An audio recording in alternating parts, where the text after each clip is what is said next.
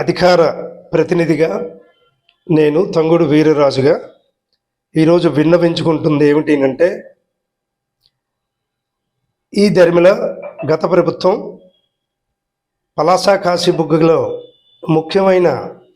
రహదారి అయినటువంటి KT road విస్తరణలో భాగంగా అప్పటి ప్రభుత్వం వారు దశాబ్దాలుగా ఉన్నటువంటి శ్రీమతి ఇందిరాగాంధీ గారి దివంగత నేత గారి విగ్రహాన్ని పలాస 3 రోడ్ల జంక్షన్ వద్ద ఉన్నదానిని తొలగించి తక్షణమే సదరు విగ్రహాన్ని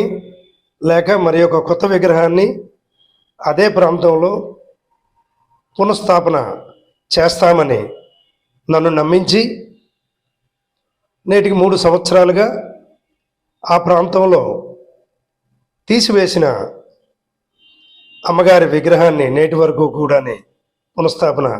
చేయలేదు. ముఖ్యంగా కాంగ్రెస్ పార్టీ తరఫున ఆ పరిసర ప్రాంతాల్లో ఉన్న ఎంతోమంది అభిమానుల అభిమతం మేరకు అదే ప్రాంతంలో మరలా విగ్రహాన్ని పునఃస్థాపన చేయమని చెప్పి 3 సంవత్సరాలుగా మున్సిపాలిటీ వారిని మేము ప్రాధాయపడుతూ డిమాండ్ చేస్తూ వస్తూ ఉన్నాము. ప్రస్తుత మున్సిపల్ చైర్మన్ అయినటువంటి శ్రీ బల్ల గిరిబాబు గారిని కూడా మా తాలూగా ఆవేదనని కాంగ్రెస్ పార్టీ తరఫున విన్నవించుకోవడం జరిగింది. నేటి వరకు కూడా సదరు తీసివేసిన ప్రాంతంలో మరలా విగ్రహాన్ని ప్రతిష్ఠించడానికి ఇప్పటి చైర్మన్ గారు పలు ప్రదేశాల్లో మమ్మల్ని పరిశీలించి వేరే స్థానంలో ఏర్పాటు చేసుకున్నట్టుకు వారు ప్రపోజల్ మాకు చెప్పినా సరే మేము మాత్రం గూగుల్ మ్యాప్లో సెర్చ్ చేసినా సరే పలాస కాశీబుగ్గ మున్సిపాలిటీలో ఇందిరా చౌక్ అన్నది ఒక గుర్తింపు తెచ్చుకున్న గూగుల్లో వస్తున్నది అంటే ప్రపంచ ప్రఖ్యాతిగాంచిన ఒక స్థలాన్ని విడిచిపెట్టి అది కాకుండా వేరే స్థలంలో మేడం గాంధీ గారి విగ్రహం స్థాపించడం అన్నది అక్కడుండే పరిసర ప్రాంత ప్రజలకి వాళ్ళ మనోగతానికి అగెన్స్ట్గా వెళ్ళడమే అవుతుంది.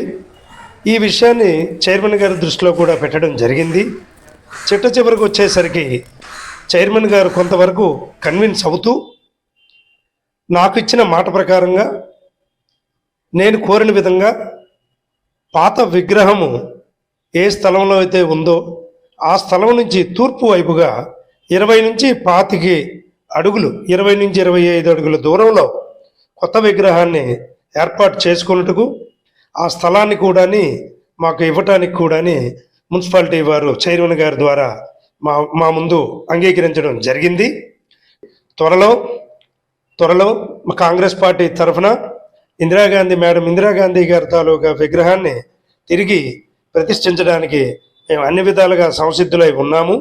మా జిల్లా కాంగ్రెస్ వారు రాష్ట్ర కాంగ్రెస్ వారి అనుమతితో మేము ఈ విషయంలో ముందుకు పోవుటకు మేము సిద్ధంగా ఉన్నామని ఇందుమూలంగా తెలియజేసుకుంటున్నాము.